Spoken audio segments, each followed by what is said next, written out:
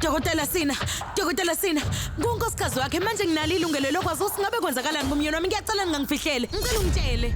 Kanti ningafuna ukuqonda khona nami lasinda futhi ngiyacela ukukhuluma kakhulu lana ngiyanicela. Into engidingayo ukuthula kuphela. Ngicela ungitshele.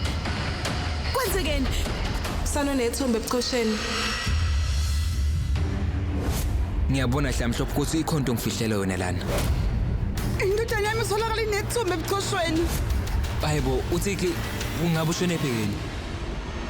Mina ngiyazi ukuthi uThixo ushone kodwa koze kube yinini ngilindana naye kanje. Phuthumani nayo nani sisele ngisho amafayela igoli wozani. Nasi sigebengu simonela phuthumani. Mina ngenza lokho engibone ngathi kulungile ngoba ngisiza wena lana. Thirdly ngomsombuluko kuze kube yisonto ngehora lesikhombisa ku Star Khanya kuphela.